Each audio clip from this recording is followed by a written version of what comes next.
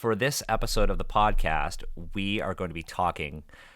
It's going to be a heavy one. It's going to be a deep one. We may talk about we may be vulnerable. This may be the podcast where I cry. Who knows? We'll certainly be laughing. We'll certainly be smiling, but there will be lots of mixed emotions as we talk about how the Black and Asian communities can grow together in solidarity. But in order to do that, one of the things that we're going to have to do is examine the historical and present tensions between the communities, and how that intersects with, other aspects of our identity. And of course, I want to frame all of this within the gaming industry. We're going to talk about, TTRPGs. We could talk about video games. We could talk about games media. But that's what this show is about. And this is only one of many conversations that need to happen. And I suspect that maybe we should do this more regularly, Steve. I don't know what you think. Yes. 1,000,000% yes. So, and another reason why I think this is important is because this is the podcast where we learn, right? We are constantly trying to learn, right? We're not just trying to teach you folks, the audience who is watching this in video format or listening to it through the podcast audio. This is one where we learn. I had a really interesting experience. It's been a couple of months of interesting experiences of me working on the Motherlands RPG. And I did not expect to ever work on the Motherlands RPG. I only expected to be a consumer of the Motherlands RPG. But when Tanya approached me and asked me to join, my first question was why? Because I was like, Tanya, you know what I look like. I'm like, this isn't for me. This isn't my story. And Tanya was very insistent that I join. And I joined and said, okay, I'm going to join, but I'm not going to touch anything related to narrative or world building. I am only here for mechanics. And I've been doing that for a couple of months. But it has been such an incredible learning opportunity for me because I'm so used to talking about my culture or Asian stuff in design. Now I get to sit back and listen and learn from others and try to grow as a creator that way. And so that's what I'm hoping for with this episode with you, Sonya, you are not a stranger to the podcast. Hi. But you seem to be here for all the really, really deep episodes. Yeah. The mixed race TTRP mixed race panel for TTRPGs part 1 and 2 and Turning Red. I'm like, am I here to emotionally vomit? Possibly. Yeah, you've been here for our deep episodes. Yeah, no, I'm here for it. I did want to start though by saying, Navarre, welcome to the podcast. Sonya, thank you. Sonya is a veteran of the podcast, but this is your first time on the show. Yeah. And I am so excited to have you here. And I'd love to start with just, who are you? I know who you are. I think you're awesome. But thank you. Who are you? Yeah, thank you. I'm super excited to be here too. I am Navarre, pronouns he, him. I am the host and creator of the Secret Nerd podcast. It's a podcast that, similar to Asians Represent, talks about the culture and the diversity and the inclusion that we want to see more in games. And the way that I do that is through interviews with people one-on-one, where we talk about their specific story and how they got into it. And dipping my toes into game design and writing, but for the most part, the podcast is what I do. And just excited. Yeah, this has been a great time getting to know these folks. And I had Daniel on my show, and that's how we met. And that was a ton of fun. That was a lot of fun episode. Yeah. And also, before we even dive into it, happy belated birthday to you. Yeah, thank you. Yeah. Happy belated birthday. So, first of all, this is the timing is Yeah. awesome. But yeah, I was on your podcast, and we had a really great conversation. And it was actually that conversation that got me to basically be like, okay, this episode needs to happen. Yeah, thank you. And I actually wrote on my notes, March 8th was when I put this comment on my notes, and I said, was a guest on Navarre's show, Secret Nerd Social. and he is a thoughtful interviewer who has a respectable mission. That is the comment I left on March 8 on my show So notes. cute, so Thank you. wholesome. It's super wholesome. But for sure. back in March. Yeah. And I was like, this is going to happen. And we talked about it off of the recording. And when I was finally like, okay, it's going to be the season finale, you were like, okay, let's do it. And here we are. So welcome to the show. Now, that said, even though you are a regular on the podcast as of late, Sonya, I think you also should provide an introduction. Who are you? Why are you here? You are awesome, but tell us about yourself. Okay. Hi, everybody. I'm Sonya, pronoun she, her. I'm mostly known as Sonya Bologna Art across all social media, and I'm a character designer and illustrator within the world of tabletop.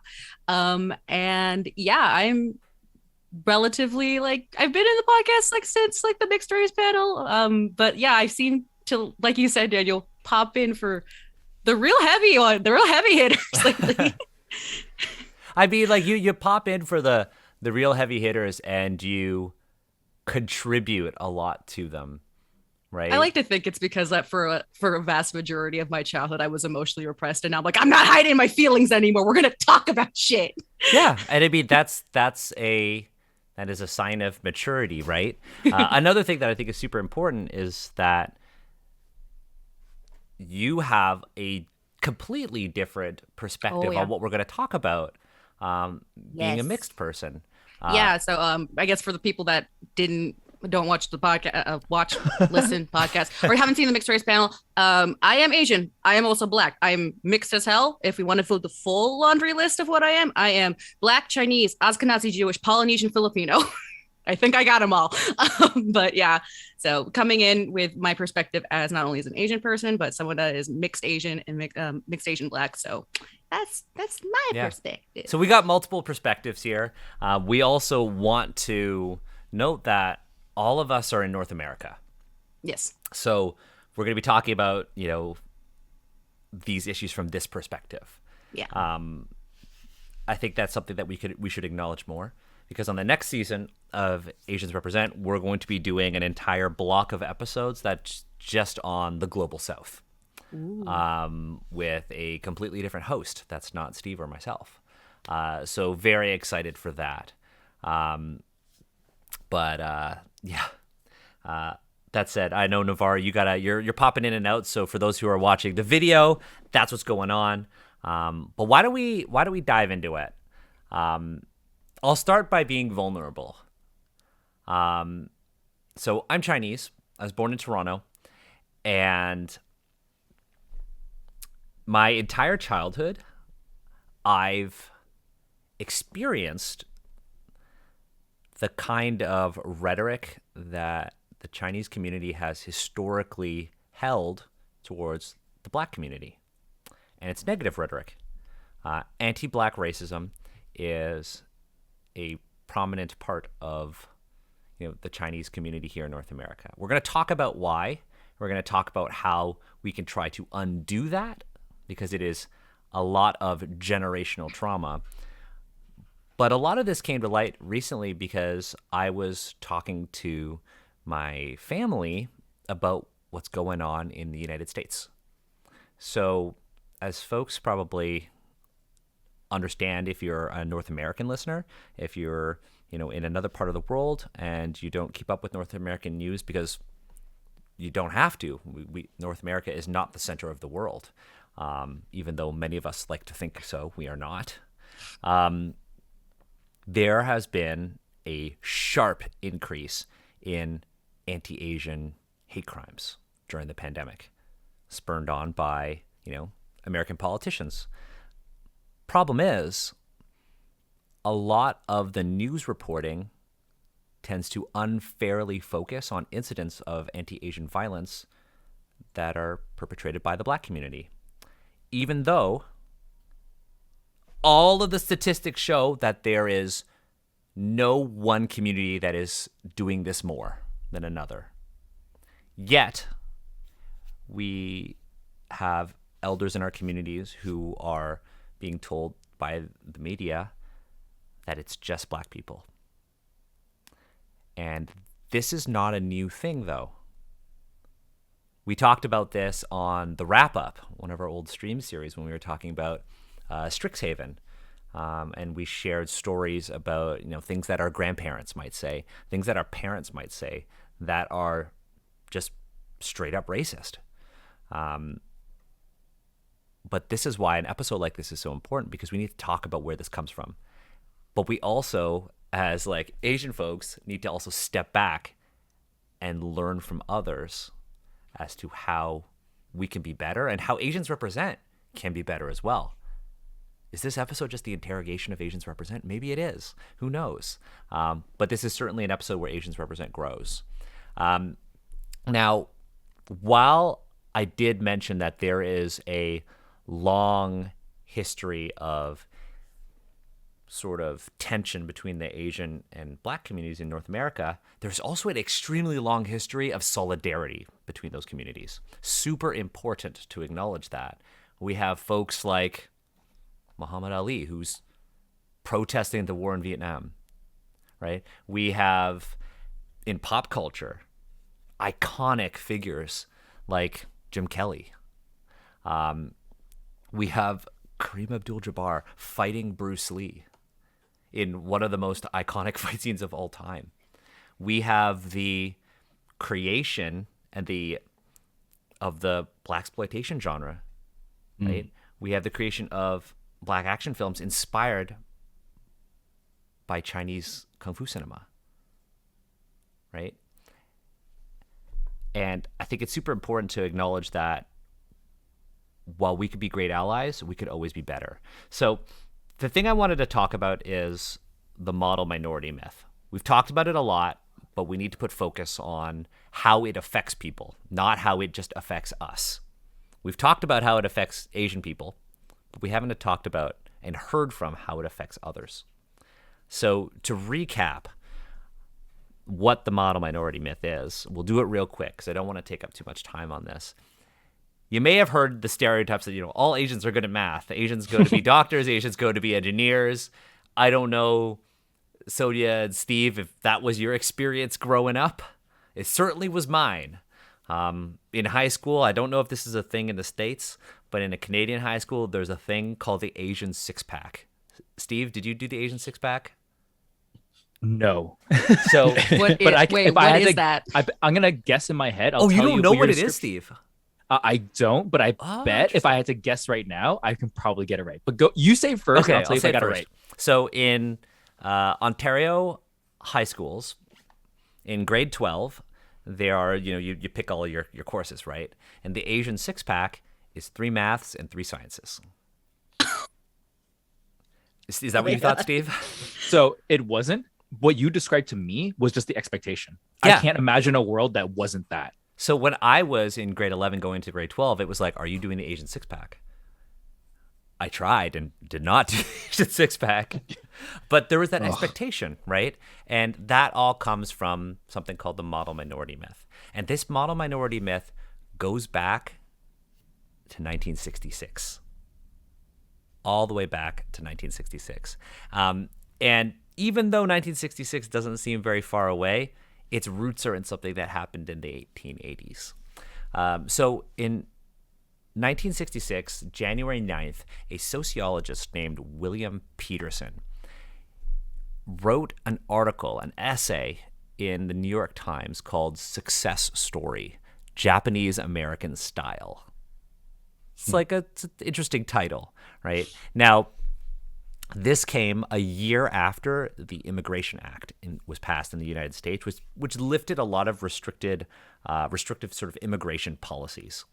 And in this editorial, basically talked about how Asians, specifically the Japanese community, has recovered from their sort of post-World War II state in the United States. If folks don't know, the Japanese community, because of World War II, there were mass internments in North America. And this article is basically about, hey, look at the Japanese Americans. They recovered because they worked hard and now they're super successful. Later in 1985, in a Time magazine editorial called Asians to America with Skills, A Wave of Arrivals from the Far East Enriches the Country's Talent Pool by William Dorner. They said, and I'm going to read this verbatim, what really distinguishes the Asians is that of all the new immigrants, they are compiling an astonishing record of achievement.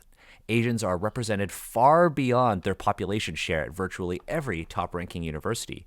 Their contingent in Harvard's freshman class has risen from 3.6% to 10.9% since 1976. Partly as a result of their academic accomplishments, Asians are climbing the economic ladder with alarming speed. Basically, what this did was it framed academic success as a cultural norm. And this then was basically applied to all Asians, though very prominently East Asians and those from South Asia. Now, a lot of people would be like, and I've experienced this myself, why would you be upset at a good stereotype?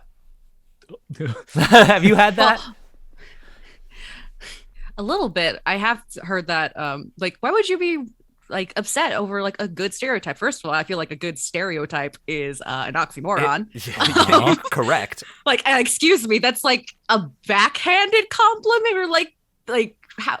Anyway, but yeah, I heard that a lot. Like, as I was like, kind of like coming into like, hey, maybe we don't make fun of me because I don't know how to do math so good and I'm Asian. Maybe we don't apply those stereotypes. I had to like kind of combat that as a kid. And yeah, like it was everywhere. Yeah. What about you, Steve?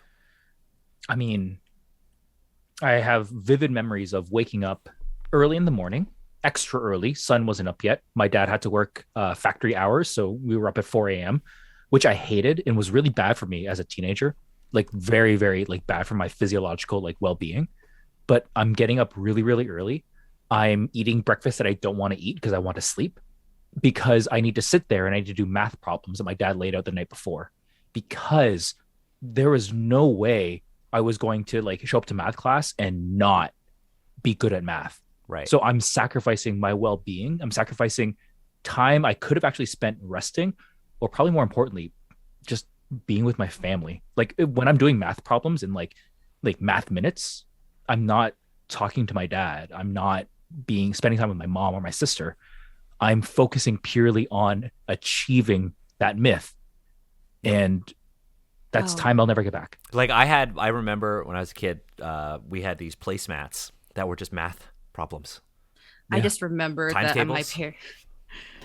just remember that my parents like enrolled me. I don't know if you guys got this up in Canada, but Kumon. Oh, that was a threat. That's a threat. Yeah. I was there 3 days a week after Taekwondo. They were like, okay, so you got your butt to Kumon. It's down the road. I'm like, hey, and I'm just going into those tiny rooms and just doing math packet after math packet after math packet. I even remember like it was largely probably maybe a combination of like Asian success, but also like my family needed me to do something. So like as a result, like I think at least here in the States, you learn multiplication tables at least by third grade. I knew them by first grade because my dad made me memorize them. He would give me the multiplication table, have me memorize them, and I would have to stand and recite them to him, like which like in order, and then he would just rapid fire quiz me and bounce around the multiplication table, which I didn't like until he found me Schoolhouse Rock. I'm like, yay, fun songs, finally. Like on the one hand, I was like, okay, I could be watching cartoons right now, but also I'm not gonna lie, kind of helped me out in third grade because I sped through that part so fast that my teacher had to give me another project to do, and I made a solar eclipse like finder thingy out of foil while everyone was doing math in the classroom. Like but Schoolhouse Rock for the threes times table is fucking solid. Everyone should go watch that. It's amazing. Makes you happy. I still have the 8 one stuck in my head sometimes. Like I can hear the melody. It was like an ice skating thing, and I was super into ice skating because of Chrissy. I didn't get any of this. I didn't know about that 9 times table trick until it was an adult. Yeah, you just hard memorize it. The figure trick. I didn't know about that until it was an adult. Yeah. The big thing that I recall from this like era of like growing up was that I was very scared and ashamed. Like I have feelings of fear and shame, which was rooted in like anti-brown as anti-blackness, because I wasn't going to be one of the bad Asians who had to go to Kumon. I was going to be one of the good ones. And that, when you're a child, when you're a teenager, anything, even when you're an adult, that weighs on you, that chips away at you. It takes away a lot of your opportunities and your emotions. Oh yeah. Like for sure. People, when they found out when I was Asian, then 2 found out I was not good at math, called me, oh, are you like a broken Asian or something like that? And then add 3, they find out I'm mixed race, and then the other Asians in my class find out that I'm mixed black. Oh, that's a whole nother heap and top of like, oh really? Bullshit. Yes. Like I remember I even had like a friend of mine who recently, like, she came midway through the year, we became very fast friends, and she was Korean. We were really, really super close. And then one day she stopped talking to me, and she started hanging out with, like, you know, the Korean girls in the class, and which I totally understand, because it is like, especially here in LA, like, you know, you stick to like your common communities as a survival tactic, especially if you are in predominantly like white areas. But I remember all of a sudden she stopped talking to me, and I didn't realize why. And then she moved away, and I think her parents went back to Korea. And then she suddenly showed up again, like, I think it was like my senior year of high school, and she just called me out of the blue, and she wanted to hang out. And we hung out. She hung out with my family, and we had like a sleepover and stuff. And at some point she was like, Sonya, I just want to apologize for kind of leaving you high and dry in elementary school. And she told me that the Korean girls that she was hanging out with, it was specifically after when I told the class that I was mixed black, because one of our show and tell days was like family history. And I have a significant document in my family that's a copy of one of my basically my black ancestor the document of someone signing for her freedom in our house. And I brought a copy of that to school. And then once the Korean girls in the class found out that I was part black, they made some really mean comments about me. Fuck. Damn. So not only did I get oh, you're a third-rate Asian because you're Filipino, now you're mixed black. Wow. Yeah, Ali Wong has that really awful joke. You know that Ali Wong I don't know joke? that joke. I don't want to. I know about it, and I'm trying so hard to forget it. Okay, I will bring it up. I won't say it then. Thank you. Yeah, there's just an awful joke about that exact thing that you mentioned, Sonya. Yeah. So it's a thing that just happens as you're growing up. The model minority myth is both. It is for lack of a better term, is a double-edged sword, where it's like, oh, it's a positive stereotype, but not only does it set aside, like, you know, impossible standards for us in the community, to bring it back to like black issues, it also like it is specifically a wedge to drive between black and Asian communities, because it basically not only creates Asians into this monolith of making the stereotype that we're law-abiding group of people who've achieved higher success because of some weird innate talent and pull yourself up by your bootstraps mentality. White people will then use that and then look at the black community like, they did it, why can't you? 100%. And it's like you can't compare the two, because while we do have these common, like, we do have a history of struggling as a result of the brutal racism within North America, those are two wildly separate stories that you can't even begin to compare the two. So to say they did it, why didn't you, with ignoring the racism and the vastly different circumstances, it's bullshit. And at the same time, it elevates Asian Americans as deserving or hardworking, and it's a tactic to basically put down the black community. And it's a tool by white supremacy to just keep driving this wedge between the black and Asian communities and pit us against each other and drive those rifts even deeper. I am super curious about how that manifests, because, you know, in all of my research about the history of the model minority myth and everything, the overwhelming conclusion is that, like, okay, it's like a good stereotype that's actually super harmful, not only to Asians, but to every other marginalized community, because it basically erases our history of oppression, because, like, oh, look at them, they're great. No. Like, yeah. It's like you are discounting everything that our communities have had to go through just by saying, oh, yeah, you're good at math. Yeah, you're good at math. You did it. Right? I think I found this quote when I was like doing some research just to like help with my notes. Jeff Guo. And he says that the model minority label is a status confirmed by the majority for the majority's own purposes, which I feel that's is powerful. That's like, yeah, that's pretty much it. It was created by white folks to like basically confirm like this is what these people are, and it serves their own purposes to, again, those riffs. Yeah, because it's like it's basically. Oh, go ahead.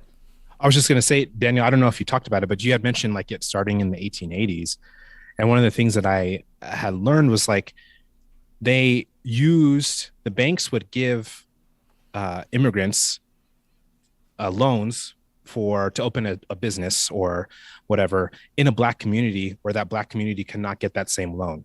Mm-hmm. And so they use systemic racism to create a barrier. So then it was like, okay, so now this Korean family, for example, has this store in my community that I couldn't get, even though I could afford to do it. I had the business acumen to do it, et cetera. And then they would use that to say like, well, now that same Korean family is upset that they're with this family that they've been told is lesser. You know, they're still being fed that same propaganda of white supremacy that, you know, Black people are lesser, and we're giving you this, but you have to do it in their community, and now you have to be by them. So it's like this constant, like they created this feud. Yep. You know, that's using exactly. It's a manufactured feud. Yeah. Right? Mm-hmm. Because it's like, it says, oh, look at the Asians. They work hard. Not only is it if they can do it, why can't you? Not only that, but another thing is that they work hard and they're docile. Yeah. Yeah. That's a big thing, right? But it doesn't take it, but by saying, oh, look, the Asian community, like, they don't cause trouble, they work hard. That is not the reason, right? Basically, because it doesn't take into account, like you said, systemic racism in like housing segregation, policing inequity, right? And then the example you use is that, you know, variable access to services. Not only that, but education, healthcare, all of that. I did not know about the loans thing. Yeah. So yeah, banking was a big deal in that time, and I'm sure it still happens now, right? Most of us have seen the new I was going to call Captain America, but it's actually the Falcon and the Winter Soldier. Yeah, it's Captain America. It's Captain America. Yeah, he is Captain America. Let's just say it. Yeah, but yeah, in that same vein, so that same system was set up to create an inability for us to be able to have the same stuff, to be able to provide the same stuff, to be able to, like I said, set off and do it. So it's like you're saying this Asian community, watch them, they went out and did it. Like that's harmful, yes, but you're also saying that and then not allowing me the same opportunity to do that anyway. So I think that's where a lot of minorities in general have that sense of like, I always have to do more, no matter what. I could be in the same job as somebody else, and I will always have to do more to get the same recognition that they get. Talking about a white person. Yeah, because they're always moving the goalposts too. Yes. Yep. Like not only do we have to perform twice as hard, for like 4 times as hard, when you finally get there, the goalpost is moved 50 yards down the field and you're like, what the fuck? Yeah. Yeah. Yeah. And it's not like, also in addition to like being a creative, it's like, oh, you want to put your culture in here? Like, stop pushing your agenda on me. Yeah. I like, know. what the fuck is going on Why are you being here? woke? Yeah, you're being too woke. D&D is going down. Like, oh God, come on. Yeah, we have to work harder. And that was like, we were having that conversation before, you know, we started. It was like, there is so much pressure on us, right? And on top of that pressure, there are factors that are working against you. It's like, okay, we're going to have you all sit down and write this test, but then you're going to have to fill out your Scantron in pen. And you get a pencil, but then this person gets a pencil and an eraser and the answer sheet. Yeah. Right? But then, you know, whatever score you get, you know, we'll base everything on your scores. But the means to which you actually get to input your test is unequal. And that's that sort of, so basically what you were saying, Navarre, is to kind of boil down your example about sort of loans, is that this divide that Sonya mentioned, it isn't like there is there propaganda that's basically saying, look at the Asian people. No, it's very passive. It's almost like, what's happening in my community? Why is this person getting this, not me? Right? There was that film director that, did you folks see that? There's that film director who went to a bank and went to try to take out. Oh yeah, his- Ryan Coogler. Yeah, Yeah, he went Ryan to try to Coogler. take out Directed, his own money. Black Panther. Yeah, he tried to take out his own. Director of Black Panther could not take out his own money. Like, goddamn. Yeah, and his whole thing was he wrote a note and was like, I'd like to, take out this much money, and he wanted to be discreet because he's taken out like, was it like 30 G's or something? It was a lot, yeah. And he didn't want to money. just be attacked for walking out with that much cash. And he put his bank card in, he gave his ID, and they still fucking thought that he was trying to rob the bank of his own money. Yeah. It's Black. You bring up I was trying to figure out how to talk about Black Panther because we talked about it briefly when we did like a whole thing on Shang-Chi and how a whole bunch of us were really like dissatisfied with Shang-Chi. And these are two examples of moments for our respective communities. Yeah. Right? Shang-Chi was like, we got like all Asians, we got Asian writers, Asian director, and Black Panther, same thing. But the effect of both of them, the impact is completely different. People are still talking about Black Panther now. Yeah. Chadwick Boseman is an icon. You see people like literally doing that like Wakanda salute. Yeah. Like, what is the difference between the two, right? And I've been thinking about this, and I read this article by this great writer named Ash Parrish. Ash is Magic the Gathering writer. Okay. And Ash wrote an article for Kotaku and actually put Asians represented there because it was about communities of color in Magic the Gathering. And the article's called, Hey, Magic the Gathering, your story is doing great without the racist tropes. And Ash opens up with something that I think is really important in our discussions of how us Asian folk kind of are indoctrinated to believe and buy into the model minority myth and the rift, I will say as well. But also just like the kind of media that we see. And Ash wrote, ever since Jordan Peele gave us Get Out, fantastic movie, first of all. I love how Jordan Peele has pivoted into horror. Yeah. So That, good. that dude is so talented. That dude is so talented. There has been a trend in pop culture entertainment that upsets the shit out of me. Everything, and then I'm reading this word for word, everything, and oh my lord, do I mean everything, is centered on black pain. Oh Right. God, yeah. There's And- been so many basically torture porn stories about like racism for that Black people have to go through. Like, people argue that Lovecraft County falls in this category. And then there was another one where I can't remember the title. Basically, it was just straight up torture porn with this Black family moving into this white community and the racist and the weird supernatural shit that happened. And it was, I read some of the plot. I'm like, why was this greenlit? Yeah. Ugh. Anyway, continue. Sorry. No, I was just saying that. I was like, this is something that we see a lot of in media, right? But when we get these moments like Black Panther, when we get, I think it's also worth noting that Spawn is also like huge cultural moment. A lot of people do not talk about Spawn, and I don't know why, because Spawn is literally the first Black superhero in major Hollywood cinema. Yeah. And Blade was the first Marvel superhero. Exactly. Right? Yeah. Right. But people tend to focus on those stories about sort of pain. And I wanted to ask you folks, we've talked about like how this model minority myth kind of perpetuates this rift and how we are indoctrinated by those within our community and the mechanisms of white supremacy to believe it. Right? How do we unlearn that? Well, first step to unlearning it is actually learning about it. You got to know what the model minority myth is. I threw that was a softball. Yeah.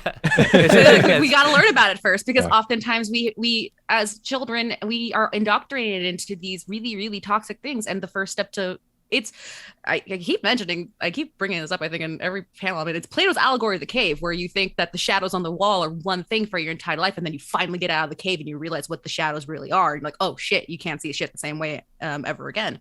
The first step is learning about the model minority myth, learning from history, and because like there's that cliche of like those who do not learn from history are forced to repeat it. It's true. Churchill. Yeah. It's true though. Right, Winston Churchill being a piece of shit.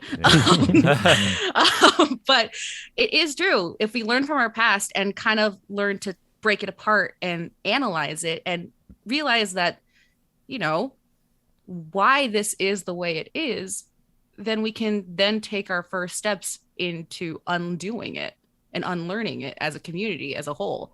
Because yeah, it's just baseline of why is it like this? Just that one question is like, why? Yeah, that realization of we have the wrong enemy. Yeah. And I think too, like we really have to understand stereotypes, because some stereotypes can be real for some people and not for everybody. And I think it's important to understand that a stereotype isn't a fact. It's not a defining factor of who you are. It's just a thing that people associate with your group in general, but it doesn't have to be true. And I think that's very important because so many of the stereotypes that we as a Black community, as an Asian community take on are things that were taught through kind of the greater colonization of our lives. And I had a guest on, Jordan, who runs the show Blackness and Dragons, which is an amazing all Black cast D&D show. And she talked about like decolonizing herself, of like kind of going through that process of learning about the things that, you know, negative stereotypes that you carry about yourself that you perpetuate because you think you're supposed to, kind of learning to love yourself and embrace the things that make you you, in the same way that a white kid can grow up and be like, you can be whatever you want. And they're like, fuck yeah.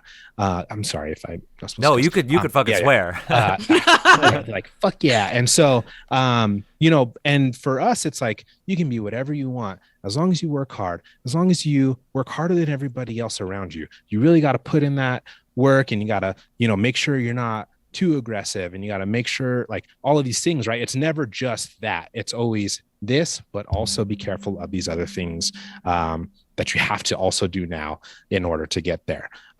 And yeah, that, you know, that is very frustrating. But I think ultimately to learn, you really have to understand, like, there has to be a different way, you know, and figuring out how do we get there, working with other people, right? You know, and finding ways that we can all kind of lift each other up.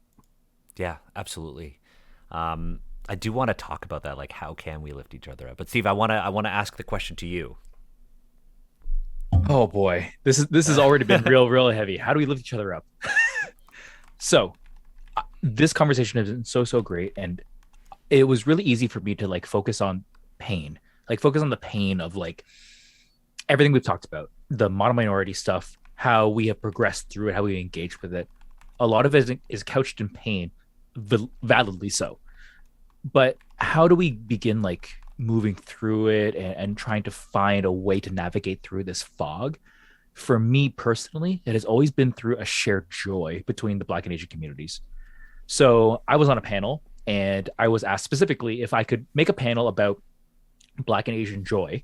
And that was easy for me because I was like, kung fu movies, 100%. Yeah, for sure. And that was maybe one of the like most hilarious fun times I had on a panel where we talked about racism, basically.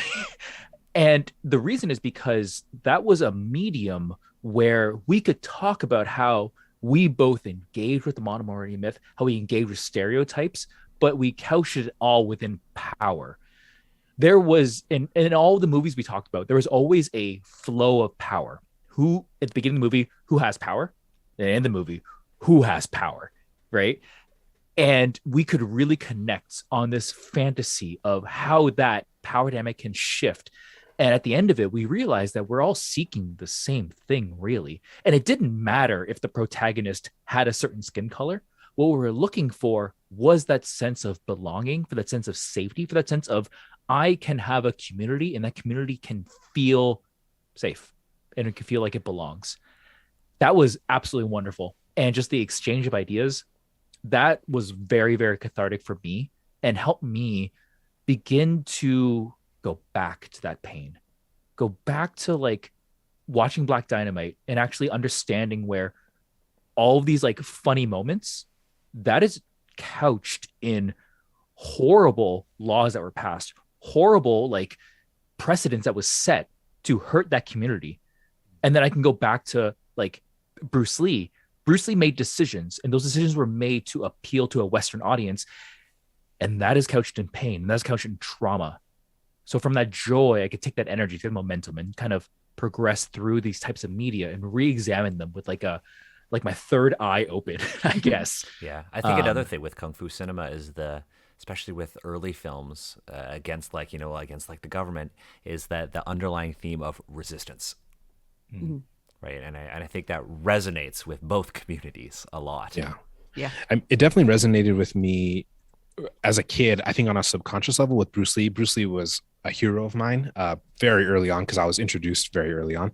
But I think the time that I realized it, like really like, oh yeah, this is why it's clicking, was in the first Ip Man movie when Ip Man's friend gets beat up and he challenges 10 Japanese black belts awesome. and beats the shit out of them. I was like, oh yeah, okay, I get it. Like this is all coming together, because it really was just that, like, he was the oppressed. I mean, he's literally fighting for potatoes to feed his family, and working all day in a coal mine doing charcoal and stuff. But yeah, essentially he's oppressed, and this was his chance to fight back. And then he took that moment and kept fighting, and it's incredible. If you haven't seen that, I don't know what you're doing with your life. Watch it. Yeah, and then the best fight scene. Well, I mean, watch all the Ip Man movies, because first of all, Donnie Yen fights Mike Tyson. Yeah. But in Ip Man 4 is a very good example of what we're talking about here. Yes, yeah, for sure. Because it's a movie about racism. It's a movie about white people being hella racist to everyone.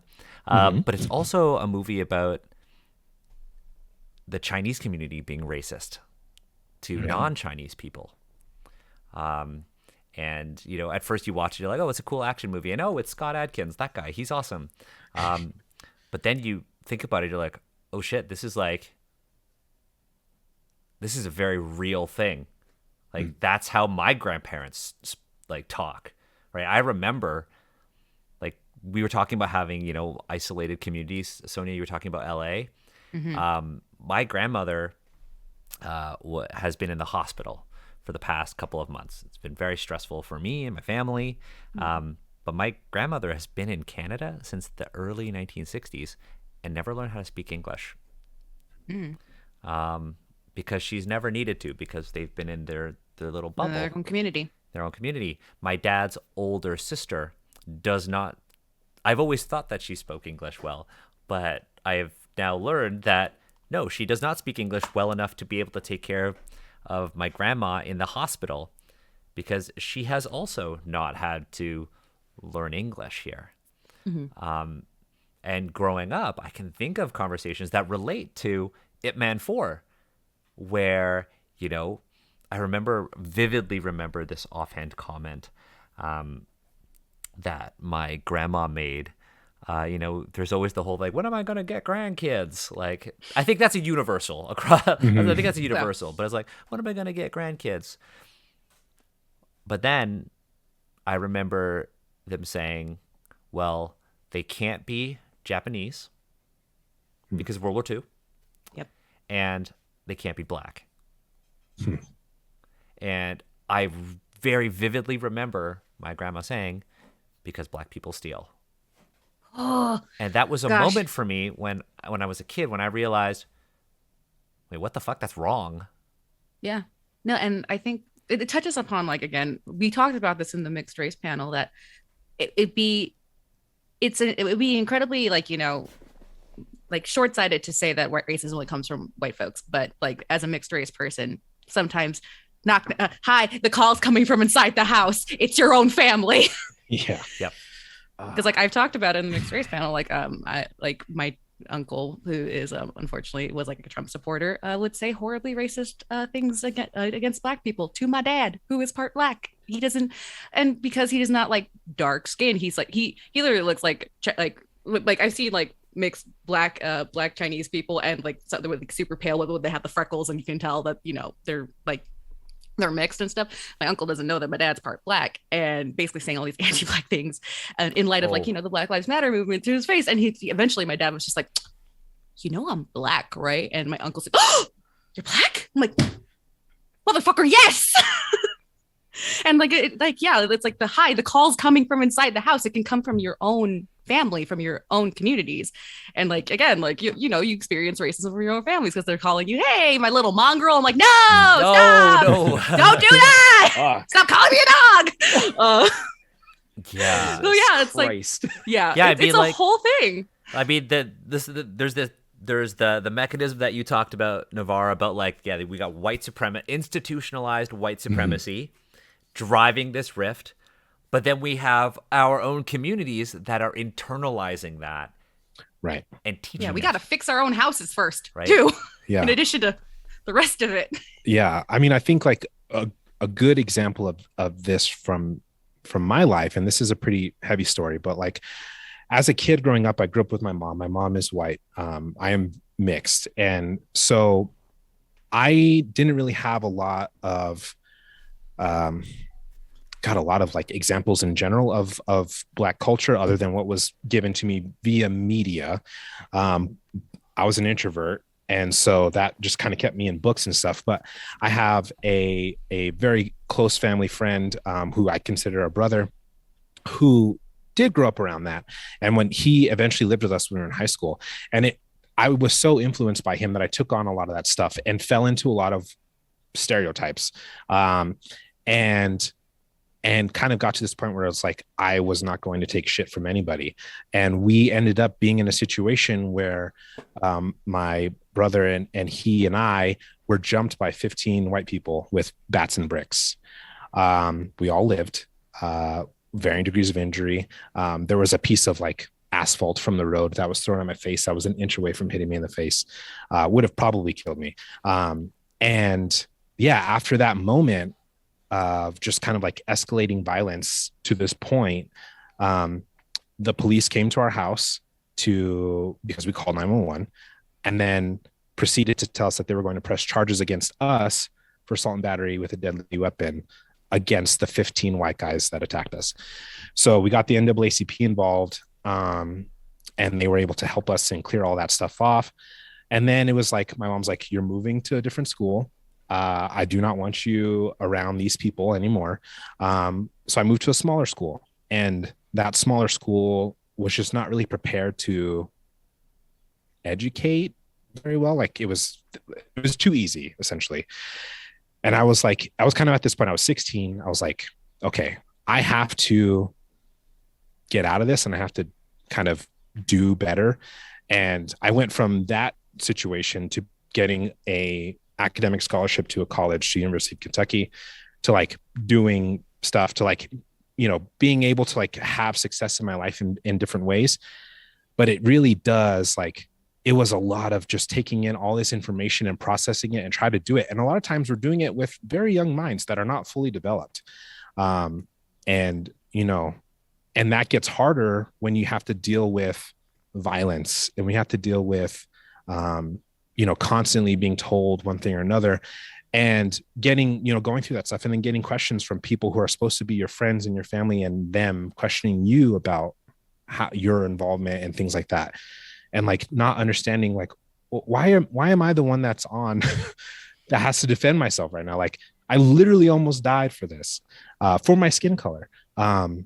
It's just so wild that we have to go through this. But I think it really does come down to just like, man, we got to take this stuff that we're learning and we got to do something different with it, because the opposite result is like, you just stay reactionary, you stay what it is, because it's like, well, fuck it, that's what they think I'm going to be anyway. Right. And that is a dark hole to get into. And I think a lot of people do. I mean, I've seen Asian friends in college that are like, well, my mom told me I have to be a doctor, so I guess so many. Like you are an amazing musician, you love art, like why? And so I would just do my best to try to convince them not to do that, which is, I'm sure probably didn't have a great situation with their parents, and I apologize. But it's like there's so many examples of that, of one side or another, of just being told this is who you are, this is who you are, this is who you are. And finding the strength to say, this is who I am actually, is very, very tough, which is why Turning Red is such a good movie. Yeah, that's why Turning Red is a good movie, not just for Asian people. Right. Yeah. Right? It's not just for Asian people. Yeah. I mean, I think that also that's why, in a way, Black Panther also resonated with a lot of people too. Yeah. Very similar reason. I think Shang-Chi would have had that had they not said, you have to be a hero by going back to China. Yeah. Because that's what happened. If it had been a different story and had it been like, Shang-Chi took place in America, I think it would have been the next Black Panther in terms of that sort of impact, right? Yeah. Like Blade, they made 3 Blade movies. They're all awesome. I love Blade. Blade 2 in particular. Guillermo del Toro really crushed it with that movie. They're all set in America, and Blade is just a badass.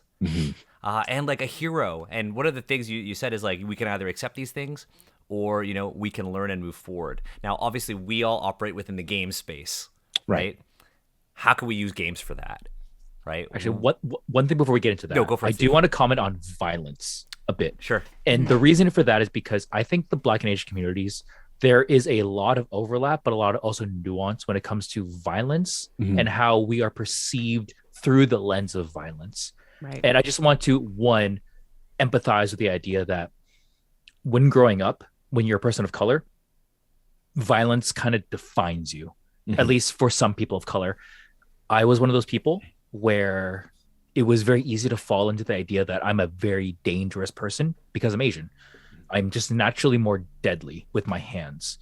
That fucked me up a lot growing up. And the way I tried to express that, which is a problem, was that I understood Black people to be stronger and more violent. And that seemed like a good challenge. And it was all to serve white supremacy. That was, at the end of the day, as a child, I didn't even know what that concept was, but as an adult reflecting back on it, it was very easy for me to understand that I could align myself with white supremacy if I could just fight Black people and show that, and then also be like a good Asian. And that was something that took me decades to unpack and understand. And that's why I find so much comfort in Kung Fu movies, I think, because it takes the idea of violence and it takes that and it subverts it and it helps to form it into a way that can both respect the fantasy of it while also understanding the nuances of it, where, Bruce Lee in Enter the Dragon talks about drug trade. And then in Black Dynamite, we talk about drugs again, but obviously it's a big concept. But that is something I want to talk about because I go to places where I feel like I'm being seen and like I feel eyes on me, especially white gaze on me. And I start feeling like that gaze that's on me is also affecting all of the people of color in this like club, in this bar and all that kind of stuff. And, I'm mass presenting, but also like my femme friends, that gaze is on them too. And it's affecting them. And like, because of how I grew up, that seed, that starting point of violence was a good way for me to begin to navigate all of the tendrils, all of the insidious little roots of racism and how it infects a lot of just how I see the world. I don't really know where this is going, but this was very cathartic for me to just share. Yeah. No, I mean, you see it in how, when you were talking about like violence and how people perceive you, I immediately thought of MMA. So I don't know if you folks know this, I'm really into martial arts. I'm really into mixed martial arts. I watch every single UFC card. I'm really into it. And it's not something I get to talk about a lot because people know me for TTRPGs. The only person in the TTRPG space who's like a public figure that I get to talk to about this is B. Dave Walters. Because basically most Motherland meetings start with like, B. Dave, did you watch the fights? Right. There's some other folks that like, Ken Davidson and I, we watch all the UFC cards together and stuff. But like B. Dave's the only like real big public figure that I get to talk to about this. And Steve, your thing brought up something that I've noticed, and it's been mentioned about the UFC in particular, is actually how the commentators describe the Black athletes. Oh, I bet. Fuck. Oh, Yeah, it is always framed around like their sheer athleticism, not their technique. And Joe Rogan is notorious for this. word Surprise, choices surprise. matter, people. Surprise, surprise, right? My surprise face. Yeah. I know, right? Surprise, Pikachu. But one of the things we should talk about is like, how do we set that example? How do we feel seen, right? Like with the model minority myth, I think one of the big moments for me in media about feeling seen was Always Be My Maybe, because that movie breaks down the model minority myth so expertly. Because Randall Park's character, I mean, also Harold and Kumar. Actually, I will also Yes. say the same thing, because Harold and Kumar, Blacker Asians. and it's like, because Harold and Randall Park's character Marcus in Always Be My Maybe are both stoner Asian slacker characters, which is something you never see in mainstream media. Now, I would love to talk about positives. I would love to talk about folks who are making impact, and how, you and your communities, and how, the rest of us on this call try to have an impact and kind of undermine that sort of institutionalized white supremacy that we see, in Canada, United States, but also in the TTRPG space, right? Steve, you talked about very expertly and vulnerably talked about how you are in the D&D Discord server and your experiences there. You're also one of the admins on the Asians Represent Discord server. I want to talk a little bit about the good things, because one of the things we said was, like Ash said in that Kotaku article, we're always talking about black pain. Yeah. But I want to talk about the good things, right? Talk about Motherlands and how Motherlands is awesome. I have a book right here, and this is the first, I would say, first TTRPG product that I ever encountered that was like huge, was a massive hit, and was by a black creator. And this is the first edition, but it's Harlem Unbound. Hey. This is an incredible book, and there's also Haunted West, and the second edition of Harlem Unbound is out too. But I think products like Harlem Unbound and like just like the work of Chris Spivey, aside from him casting Matt Mercer as an Asian cowboy. But hey, look, people make mistakes, and Chris is an awesome person. You just gotta learn from them. We learn from him, right? But I think works like this are super important, because there are going to be folks who are growing up playing TTRPGs who are interested in Lovecraft or that sort of style of story, and find Harlem Unbound and see themselves in this. And there need to be more games like this that don't focus just on the violence, but focus on the social and cultural issues of the setting. Another example is this game, Jiangshi, Blood in the Banquet Hall. But for the Chinese community, right? There are going to be people who will see this and will think about what it's like to be a Chinese family in America and dealing with racism. These are both tools, Harlem Unbound and Jiangshi, are both tools for having conversations about that. Now, I would love to hear from you folks. I want to know, like, what do you really like, right? We've talked about, like, Turning Red. We've talked about, Blade, Black Panther, all that stuff. But I want to know, like, TTRPG stuff. What are some shows? Obviously, like, like Secret Nerd. But Asians Represent. Yeah. So, I mean, funny enough, Chris Spivey is the guest that I had on for this week's episode that's out now. Episode 50 is with Chris Spivey. And so he and I talked about that, about how important those books are, because in that same way you were talking about Lovecraft, I had heard of Call of Cthulhu, and every time I'd heard of it, it was always like, 1920s. And I was like, I do not want to fucking play a game in 1920s America. I hardly want to play a game in 2022 America let alone 1920s America. I don't And want to then- come to America. I'm just going to be honest. Right. I don't blame you.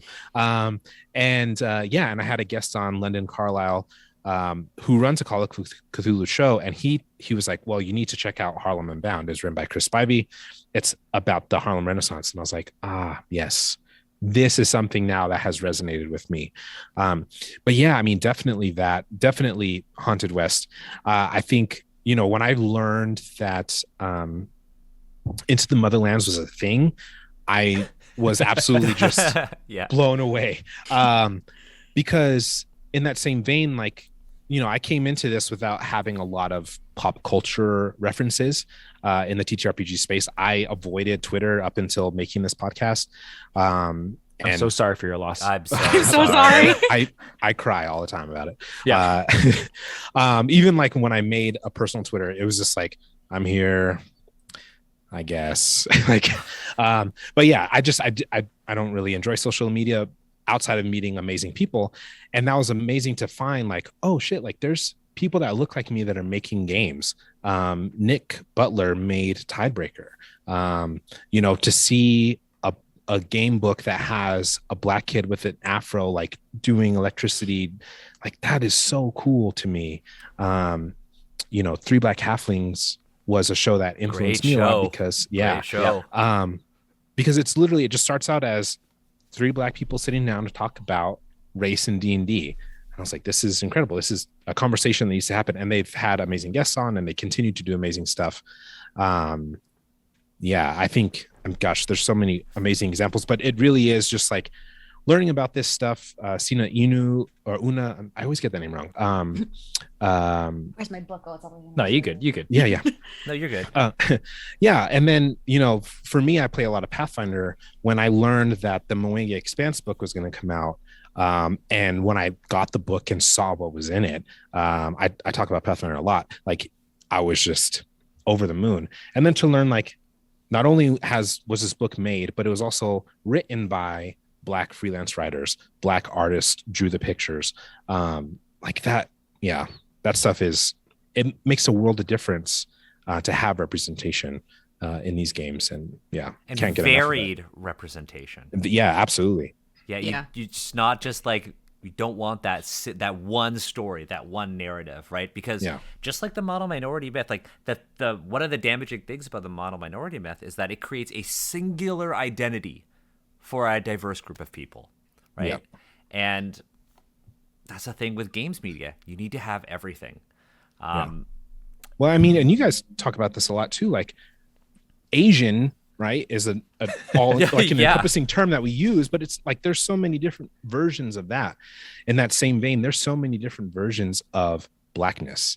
And that's part of why I wanted to make my show, was because for me, Blackness, means like, yeah, I'm who I am. I'm this nerd. I don't use a ton of AAVE. I really enjoy like playing rugby and like playing video games and reading fantasy fiction and stuff that I didn't have associated with the stereotype of what Blackness was. And I met so many amazing Black creators and otherwise that are all different. And I think it's so important for us to understand, and people from all other ethnic groups as well, but it's so important for people to understand, like, nobody is a monolith. This who we are is who we are as individuals. And it's very, very important to not look at somebody and go, yes, this is who you are, right? Like it's important for somebody to look at Daniel and understand who Daniel is, and not just say like, oh, well, you're Asian, so you can definitely write for this Japanese thing, right? Like you've talked about it on your show, and let it in out. the same vein, right? If somebody came to me and was like, hey, I'd love it if you would write a Caribbean book, I'd be like, no, I am not from that region of the country. I have no family that's from that region of the country. Like I am not the person for this job. And that's okay. Like, find the right person. And I think one thing that we've talked about is like, now let's help get the right people in the job. Don't just give up after you look for me, right? Don't knock on my door and then go, well, we Navarre was tried. unavailable. I guess I gotta find a white guy. Yeah. No. Oh, because it'll happen. my default is always like, here are these people on a list. Yes. Yeah. But it's important, that we have networks now that we can do that. So I think it's, that's one of the best things now, having met so many people. There's a lot of times I'm like, this is a really cool opportunity. I am a family man with not a lot of free time. I know a person that can do this instead that I think would be amazing for it. So, yeah. I mean, one thing to understand is that we need to approach this without that scarcity mindset, right? There will always be opportunity for us, and we can create opportunity for ourselves. I've had a really, for the past year, I've been working with a designer named Eloy Lasanta, Third Eye Games. Eloy is a fantastic designer who's also on the Motherlands team. And Eloy and I, we come up with very different ideas, but often have that like, okay, can you explain to me why? Like, where'd you get that? And we have to have conversations like that in TTRPGs, right? There are a lot of folks who are like, who see Asians represent. And Steve, stop me if you think I'm getting too deep, because I know okay, you know what I'm talking about. you know what I'm talking about. But there are people who see Asians represent and resent us because we're just talking about Asian stuff. And that stuff kind of hurts, because what we need to be doing is uplifting each other, right? Yeah. If somebody goes to me and is like, hey, I'm looking for an artist, you bet like Sonya's going to be on the list of people that I give, right? If you come to me, Navarre, and you're like, hey, I'm looking for a guest, like I'm going to give you a wide variety of people. Yeah. We need to applaud each other's success, right? And we can't shit on each other's success, because that is that rift that we were talking about in the first place. Yeah. Right. That is that resentment that has driven our communities apart. So I guess I didn't get as deep as I thought I was going to get, Steve. I mean, for me, it's like you talked about the scarcity mindset, where it's like, oh, you have the good ones, and like it's a very small pool.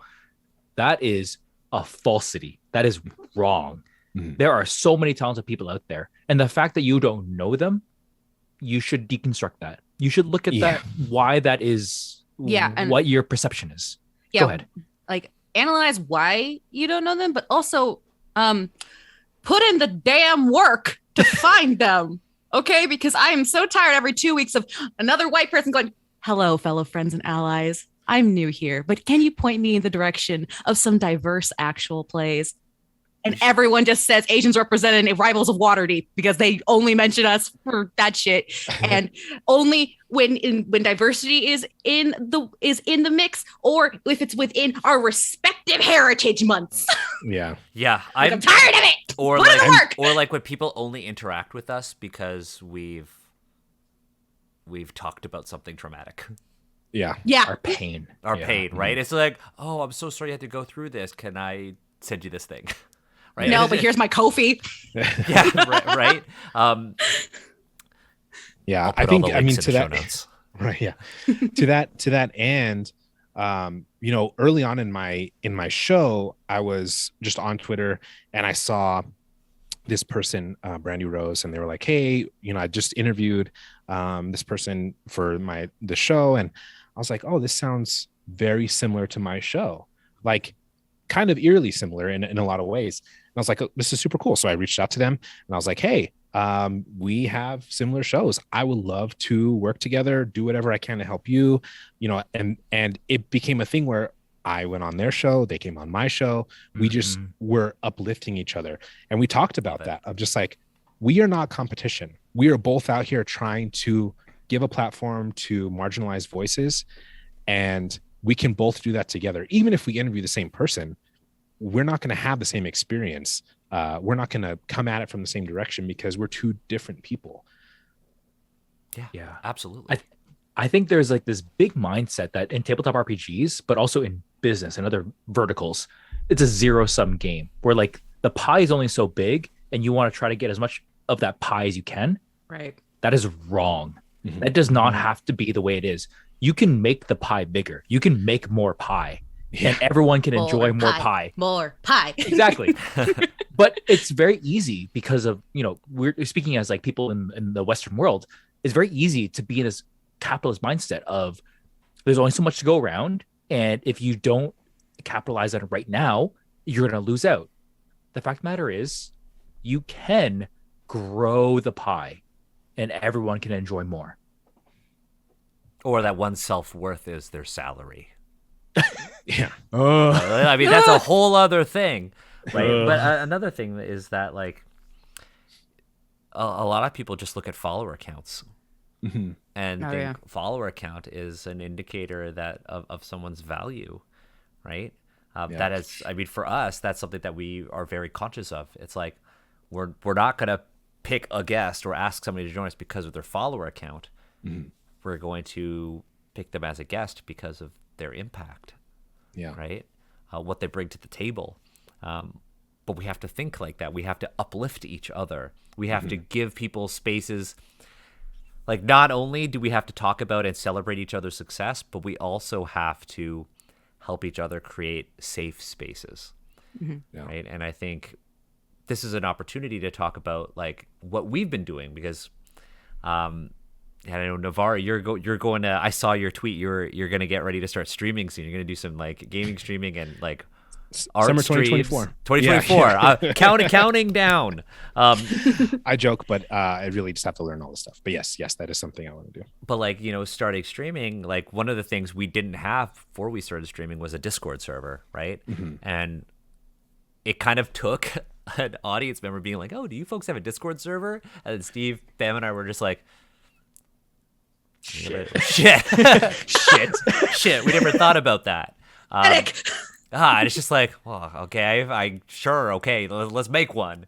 But the thing is, like, we need to uplift each other, but we also need to be stewards of our space and our spaces, right? Yeah.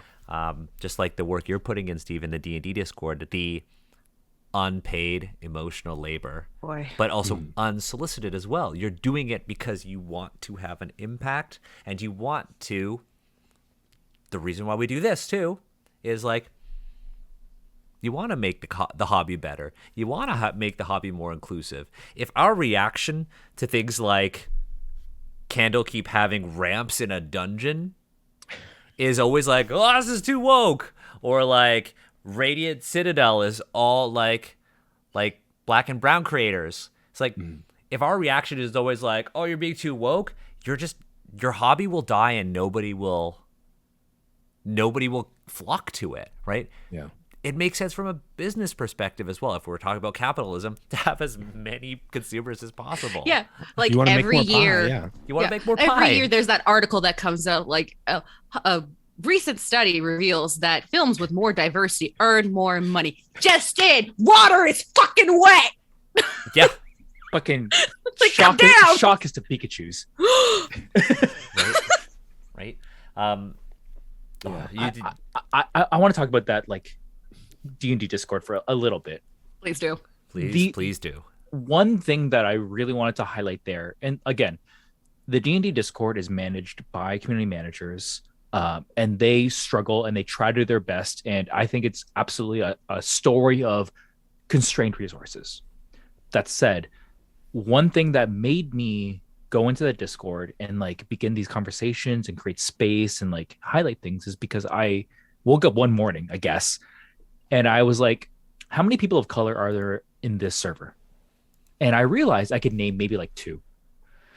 And that was a problem to me. I was like, how are people just like not being proud of their identity in this space with like all these other people? And why aren't we celebrating it? Because people don't feel safe. And it's because they weren't feeling safe. That's exactly what it was. Yeah. So I went and I'm like, I'm going to create this like subspace. I don't have moderation powers, but I'll create the subspace and I'll say, in this space, we celebrate our identities and we talk about it. And like, I can't facilitate it in any meaningful way, but you lead by example. I am here for you. Like, I'll at least like DM you. Yeah. And that was profoundly powerful. I didn't realize how much like people would come out and say like, oh, I have thoughts about this and I didn't have the space to do it. Even just making that like tiny 1% extra pie for people to like consume, y'all, people are hungry. People are hungry. They want that. And I have giving them food the right tools. here that I don't want to eat on air. You folks keep talking about fucking pie. Eat it. Just eat it. But look, Disappears from camera for a the second. thing is, like, we're talking about uplifting communities, and sometimes it takes someone just to do that very brave thing to say, let's make space for you. Mhm. Speak fully, take the time that you need, let it be messy. But understand that I will understand the messiness and I empathize with it because my emotions, my feelings are also messy. We'll just start and it goes where it goes. Yeah. And I mean, when we're talking about communities, one thing is that, like, the Asians Represent Discord is also not just for Asian people. Nope. It's not just for Asian people because we're all here to grow and learn together, right? I mean, I genuinely listen to the show, and I'm not shit. as we all know. Yeah, and you, but it's something that for me, I feel like I wish there was more shows like this. You know, I listen to Slovenly Trolls. I Am Not a Woman, and it is a very feminist show, and I think that it's amazing. And it's one of those things like this kind of conversation is so important for us to have. And you and I talked about this, Daniel, on our episode, but it's like I have things that I take for granted. You know, as a cis het man, I still have things that I take for granted, right? As a person who grew up in my own world, there are things that I don't understand or didn't realize, or, you know, possibly help perpetuate that work against other people. And as a person who has been oppressed in multiple ways, I don't want to do that. So it's very important for me and for, I think, everybody to learn these things and to be willing to take the time to, like, you know, yeah, the show is called Asians Represent, but it doesn't mean you have to be Asian to listen to it. Three Black Halflings is by Black people, but it doesn't mean you have to be Black to listen to it. Yeah, I love that. absolutely. The whole point of Asians Represent is for everybody to learn about us, right? To learn about our communities. Because if it was just for Asian people, we wouldn't actually really make the change we want.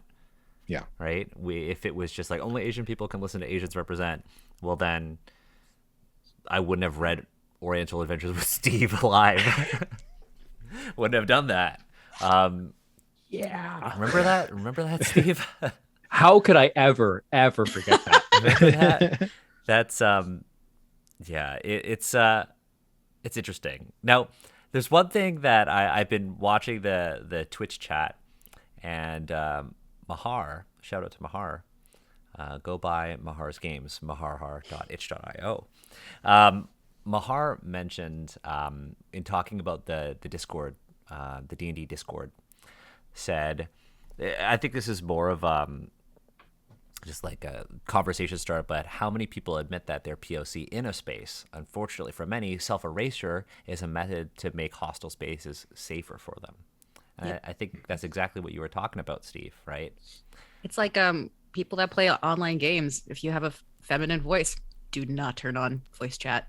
Yep. Don't do it. Oh yeah. It's a means of protecting oneself, and you know, Yeah. if A common. that's the route Oh, sorry. Go ahead. you want to take, no, it's like if that's the means that you need to do to protect yourself mentally, then I completely understand it, because the world is not kind, and internet spaces are a hot garbage fire. So you gotta some people are willing to put themselves out there, and I really admire, but also you gotta understand there are also people that are trying to protect themselves at the end of the day. So there's both sides to that. I actually changed my gamer tag because of that. The usual, so if folks play games with me, for the most part, you'll know my gamer tag is rice powered. My gamer tag is rice powered. And I used to be really into this game called Rainbow Six Siege. Played a lot of it. One of my favorite characters, Frost, Chinese Canadian character in a shooter, which is really cool. You don't see that. Yeah. But I remember an interaction where I was in game and on voice chat playing in just like a server with randos, and somebody was on voice and said, "Oh, Rice, are you Asian?" And I said yes, and then they shot me in the face in the game. Oh my god. What? Yeah, and then this person just Hey, and this person just want to talk. yeah, and this was before they implemented rules like mechanisms in game to prevent that. But yeah, this person would just try to kill me at the start of every single round. And it was like, oh shit, that was the first time I actually experienced like real racism in a game, because I put something in my gamer tag that was an indicator of, you know, me, my Asianness. Although I said I could change my gamer tag is now Kwanobi, so it's not like it's still good. It's a good one. Yep. Right. It's a good one. Obi Dan Kwanobi. Come on. Nice. Yeah. But like, I mean, I still have rice powered, but I don't play that game anymore because people are fucking racist. In that game. It's really interesting that you know, Mahar, you brought up how we self-erase a part of our identity to be safe, and it's because we don't have these safe spaces, and we don't have, you know, role models in the community who are pushing the culture forward. Yeah. Right. We need more of those. Yeah, because like I remember, at least on Twitter, like every time the portfolio day things come up, or it's like you know, the various hashtags pop up every couple of months, to which they always sneak up on me. I'm like, oh god, I have to post the same thing again. I have nothing. But like up until recently, I kind of excluded the fact that I was like, you know, mixed race within my Twitter bio or introducing myself in my pinned tweets, just because I never felt like, not necessarily it was safe, but definitely, at least as a passive observer in the garbage fire that is Twitter, whenever people are referring to mixed people, and if they're not fetishizing or sexualizing them, it is, oh, mixed people, parentheses, derogatory. Yeah. Every time. So it was only up until recently where I guess I hit my limit of like, nope, fuck it. I'm letting people know, y'all got to fucking deal with this shit. I'm not being quiet anymore. But before then, I would withhold that sort of like part of me, because it didn't feel like, one, I was welcome. It didn't feel like I was safe to, because like going back to just like the racism is coming from inside the house. Like I've seen both Black and Asian communities fucking being really shitty when it comes to like mixed race people, particularly mixed race Black Asians. Yeah. Oh my god, yes. Like it's like, oh, like I remember seeing this one video of this mom holding up her like newborn baby and then holding it up next to her dad, and the dad is Asian, the mom is Black. The baby looks 100% like 99% like the dad. And I can't tell you the amount of like Black artists and Asian artists that I followed that were being really mean to this baby. Okay, I want to talk about something like this because this happened recently on TikTok. I think I talked about it in our previous episode, the watermelon and cotton thing. I talked about that, right, Steve? I've heard about that TikTok. Oh, give us a recap for the audience here. Okay. Sounds awful. It's not awful. It's I mean, what happened was awful, but Yeah. what it stemmed from was not awful or racist. It's actually why I prefaced the start of this episode with, we are coming from a North American perspective. So there was so in China, obviously because of the Great Firewall, they have their own sort of social media platforms. So on Chinese social media, it's really common for a lot of cotton is grown in China, first of all, just so to provide some context to folks. Everybody has a smartphone in China. It is really common for cotton farmers to post about their product on social media. But in China, in Xinjiang, a lot of cotton farmers grow watermelons around the base of their cotton and talk about their watermelon and their cotton. And somebody, not the original poster, took a video of a Chinese cotton and watermelon farmer, posted on TikTok. And because of this internalized tension between both communities, Black creators on TikTok who didn't speak Chinese immediately took that, and you can imagine the reaction. Yeah. Like stereotypes, because this person is literally sitting in a cotton field, speaking Chinese and eating a watermelon. And this blew up on TikTok. And it took a Chinese person going and making a video and being like, this person is promoting their product This is where it's grown, and this is a huge thing in China. Yeah. But people reacted very negatively because there is this assumption that A, this person was being racist, and B, this sort of idea that the West is kind of the center of everything, and bringing that Western perspective to it. And so I'm glad with 15 minutes left, you're just like, let's open up the can of worms that is virtue signaling and whiteness. right? Yeah, we could totally talk about that in 15 minutes. But here's the thing. It's not just virtue signaling and whiteness, because the two are not mutually exclusive, right? Mm. We see virtue signaling in every community, right? Because the whole point of Asians Represent is for us to actually take action and inspire folks to take action. So that's why I think it's also important to have these conversations, and with the awareness that there are also a multitude of international perspectives beyond Canada and the United States when it comes to this conversation, right? Because if we're talking about, Blackness and Asianness and the interactions of our communities, experiences will be very different in other countries. Oh yeah, and even just regionally, even in North America, shit for the Asian and Black communities is vastly different in LA compared to other communities. It's we had the LA uprising, we had the LA riots. And LA riots is another example of that tension, right? Yep. Again, exacerbated by white media and white police that basically left all the minority communities to burn and made it worse for everybody. Yeah. But yeah. Yep. So it's there is a vast majority, there's a wide berth of different conversations to be had. We are focusing largely on, North American right now, but even within North America, from area to area, things are different and whatnot. But that's why it's so important to have all these conversations and to have all these different voices at the table, and we can talk about it in these spaces. So that way, and have these perspectives shown and talked about. Yeah. I mean, go ahead, Navarre. You were going to say something. I was just going to say, I think, one thing, kind of going back to Steve and doing the Discord, I feel like that's something, we talked about safety being an issue, but also I think any time for myself, at least, and I'm sure there's other people that feel this way, that a diverse space is led by white folks, I don't feel like it's a safe, diverse space. I appreciate people who are truly allies. I think it's so important. Obviously, we talked about that.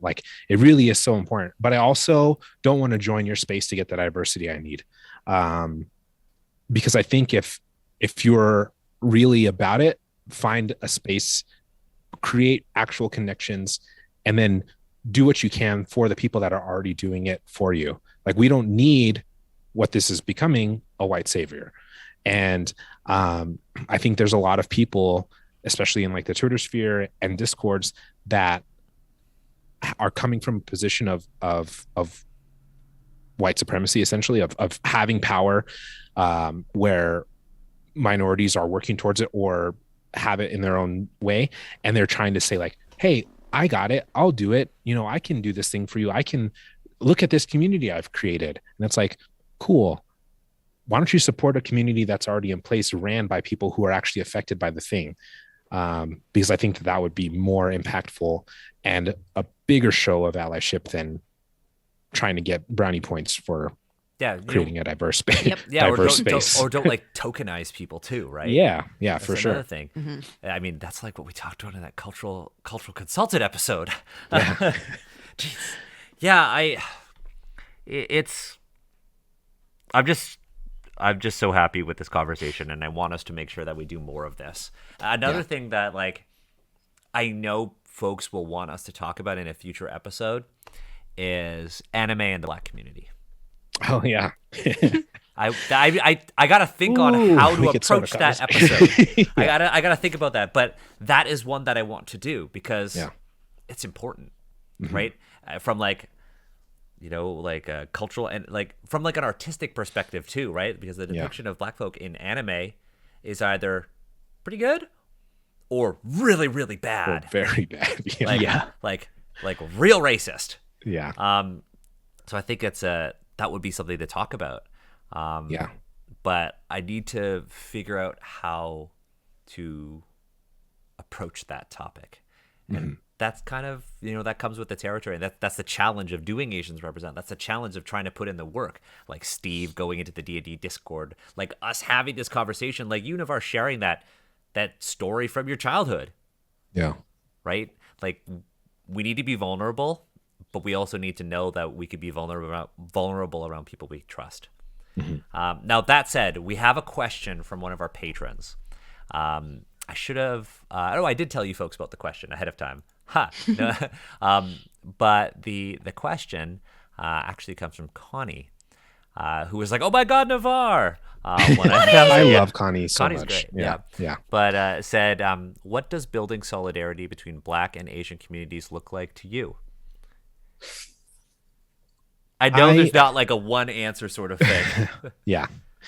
I think that what it looks like is kind of like we were talking about, of like we are creating spaces, we are uplifting each other's spaces, and we're working together, not against each other, right? Yeah. Like if I came into this situation and being like, all right, well, I make a cultural TTRPG talk show, everybody else can go fuck themselves. That's not going to work because it's not just me.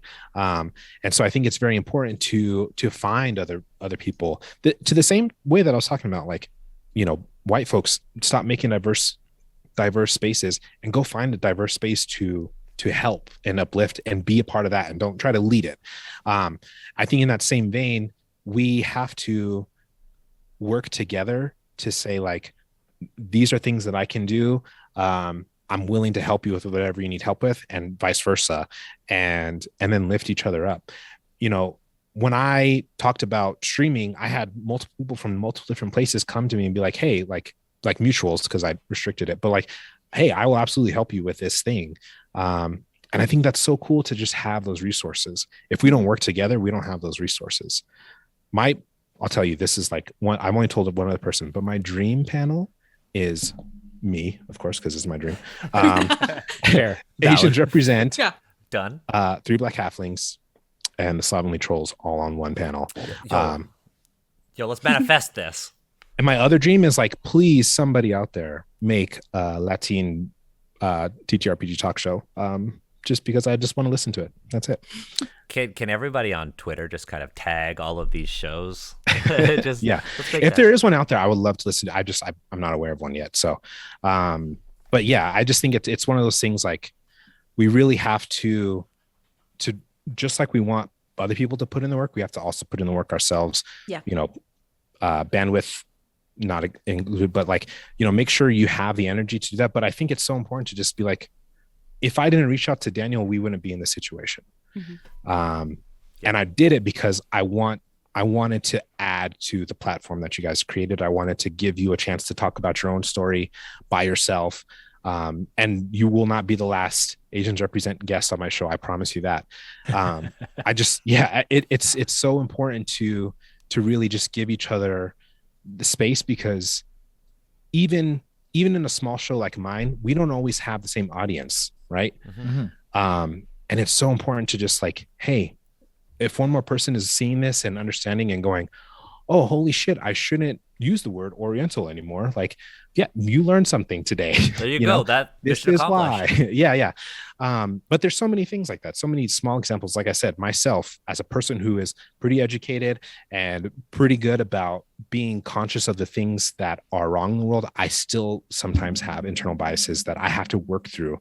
And it's easier when you have a community around you, when you can go to folks like Asians Represent and learn these things, because literally y'all are out here doing the work for people, every week, or, every episode. So it's like, nobody asked you to do it. This is happening. People should take advantage of this, and be gracious for the gift.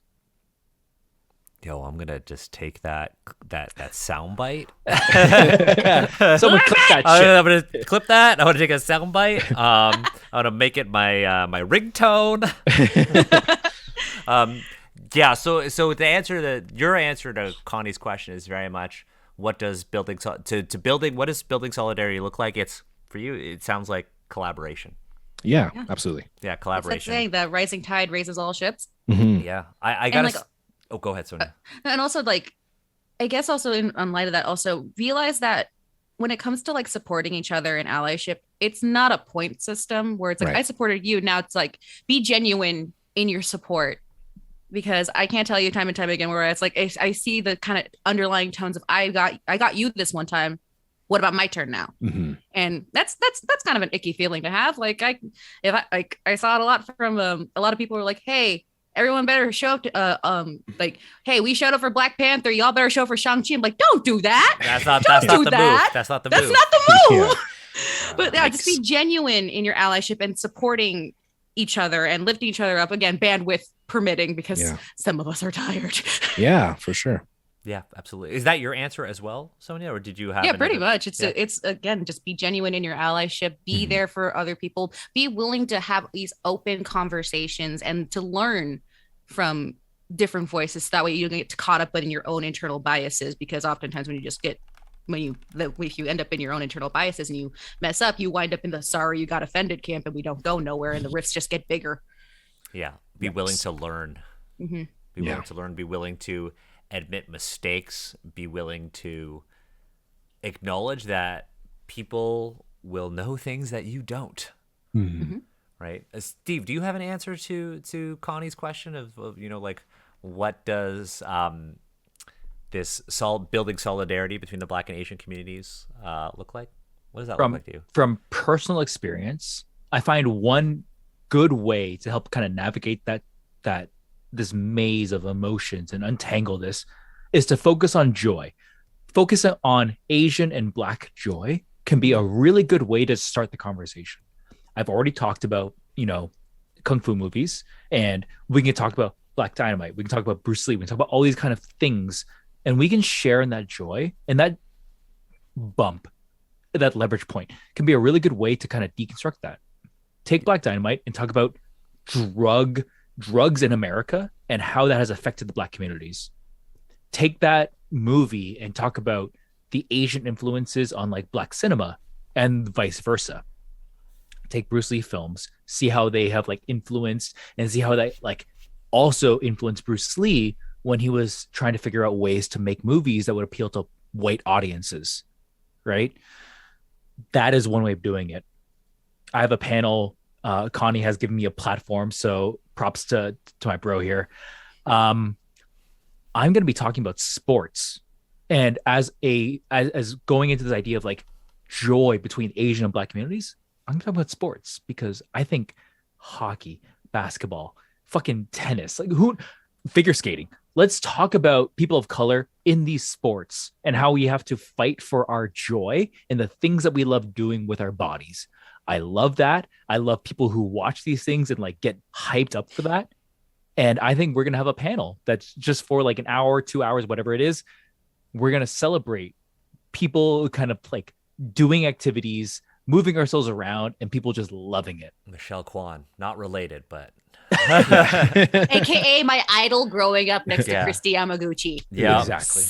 So And I think I think that is really important because that can be an easier way for some people to navigate to the root of the pain and the trauma that is being Asian and Black in Western America. Because the way we navigate and we find our joy in those areas, there is like that seed of racism, white supremacy. We can use that to seek it out and deconstruct it and unravel it and bring it into the light. And that can have really, really positive results. so. You would say that the answer to your answer to the question is seek perspective. Yeah, I like that. Seek perspective. If I was gonna pick like a media pairing to talk about influences, watch Man with the Iron Fist, and watch Samurai Champloo. Oh, fuck yeah. Yeah, watch those two. Because to watch we that. have that overlap there. God, I think yeah. Seeking perspectives, collaborate, uplift one another, be genuine with your allyship. Those are huge. I'm gonna say the last one: act with your dollars. Yeah. Act with your dollars. If you want to see something succeed, act with your dollars or signal boost if you cannot act with your dollars, right? Yeah. If you want to see, Motherlands, they had a Kickstarter. Back that project. I mean, it happened and it was a success, but we need to see that more. You need to act with your dollars if you can, because you need to show the community, the industry, that there is a hunger for that kind of, that kind of media, right? Yeah. For instance, when the new Blade movie comes out, I will go watch that. Please let it be available on streaming. It's not. I'm concerned because it's not Wesley Snipes and it's rated PG-13. I'm very concerned. Yeah, the rating concerns me. The actor is amazing. Actor, yes, no doubt. I can see him already as Blade. Yeah. But the rating is concerning. Rating is concerning. And I need to know who's going to be Whistler. I really need to know who's going to be Whistler. But yeah, I act with your dollars. Like people, I didn't want to go. I haven't been to a theater in like over 2 years. But best know, I bought Shang-Chi merch. Day one, bought Shang-Chi merch. Yeah. Because like oftentimes it's like you have the people that are on the ground fighting the good fight, but at the end of the day, it's the execs looking at the peopleless graphs with the money, looking at those numbers. So the only thing that speaks to them is the almighty dollar. Pay up with the dollar.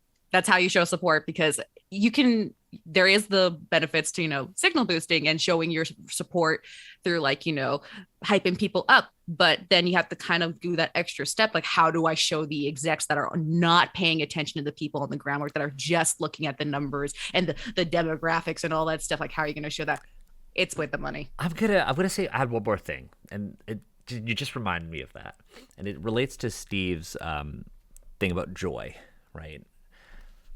I saw a tweet from Tanya to Pass. Tanya, first of all, Tanya's a fucking legend. Tanya, Yeah, absolutely. Absolutely. I've been working with Tanya on projects, like multiple projects now, and Tanya's so awesome. I want to hang out with Tanya in real life. Yeah.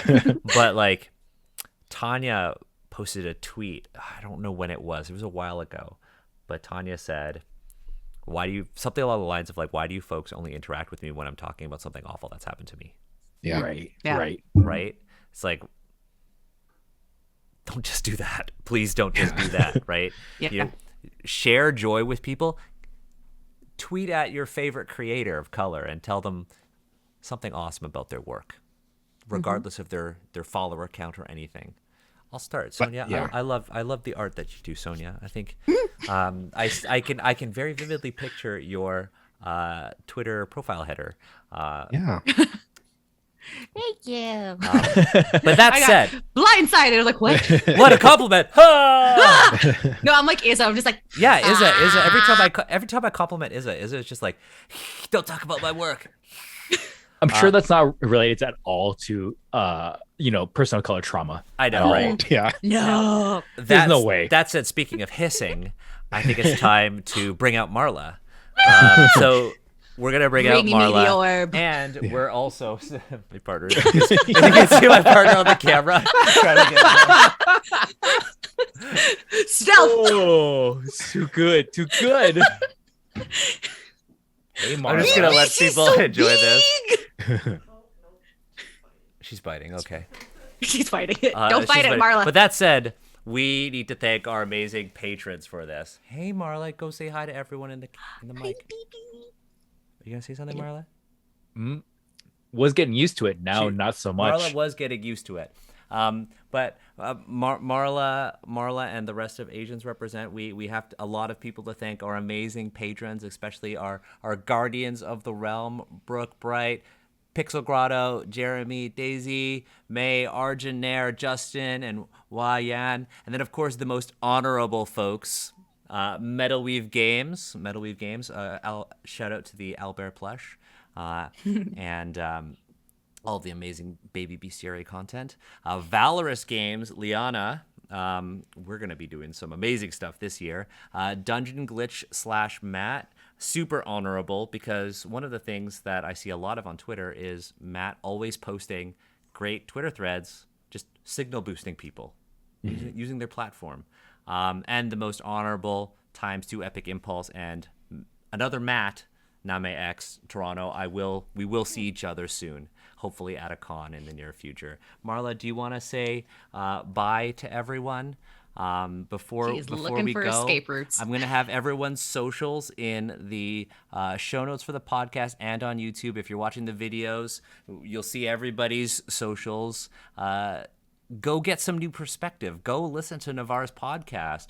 Go commission yourself some amazing art. Get in touch with Sonya. If you're looking for, if you're looking for really spicy photos. If you're looking for very, very handsome and beautiful photos, thoughtful Twitter threads, and just general awesomeness, follow Steve. I was gonna say What can I add to I was that? gonna say, like, if you want, like, that. I was gonna say thirst traps. Oh, Steve, for that spice. For that spice. Also, if you want to know about like D&D themed workouts. Yeah. Okay, Steve, what do you think your strength score is? Oh I've no, measured we're this. just okay. So my max deadlift is 375 pounds, which is respectable. It's like respectable for like my body type and like things like that. So if you do the math, 375 pounds gives me a strength score of 12.5. So my strength score is 12.5.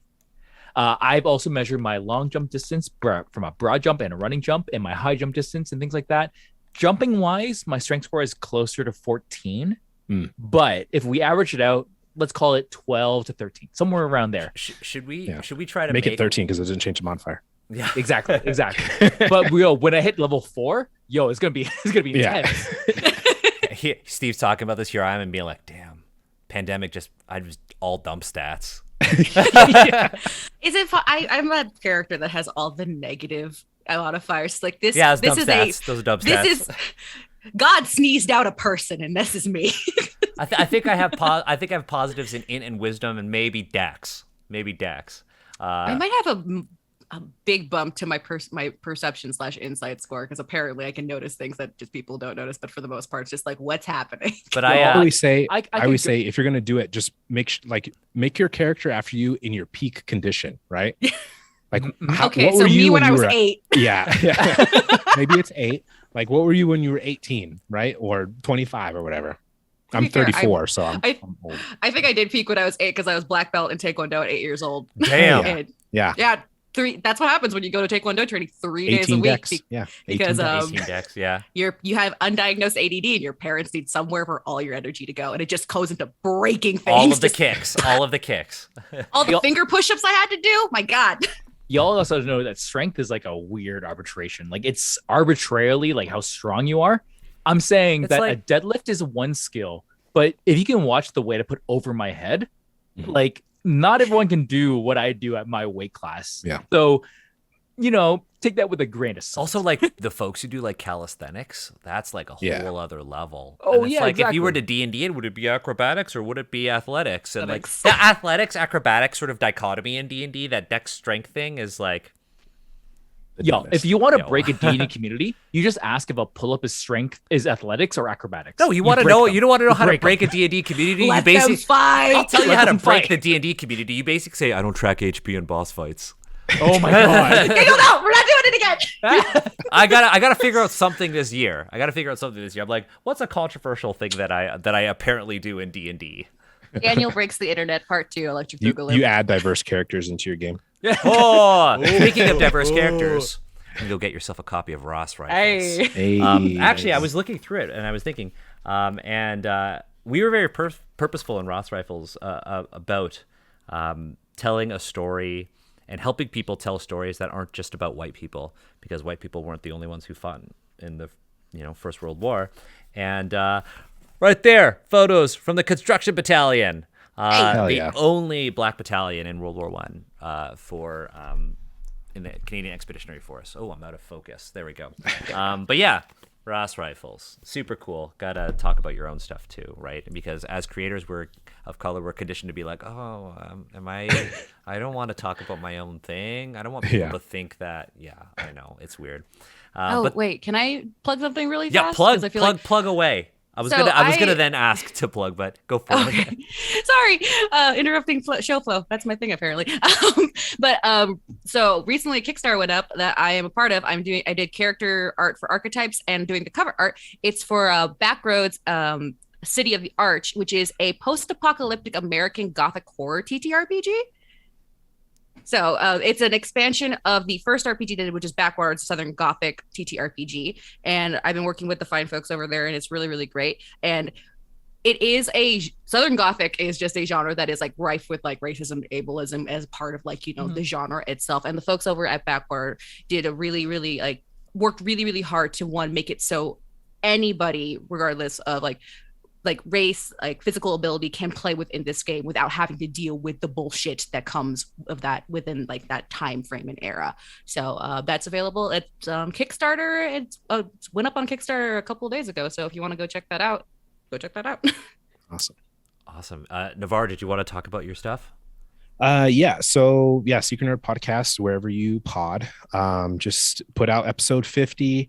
You can find me on Twitter at Secret NRD Social, or you can also find me at Navarre SNP if you want. I am, like I said, getting into making games. I have a game out on itch called The Last Detective, and I will be making other games. I will soon be putting out some one-shot adventures for Pathfinder on Pathfinder Infinite. I got some plans to get into some stuff this year, so just keep an eye out, but definitely check out the show. Go listen to my conversation with Daniel, and then listen to the other 49 and on.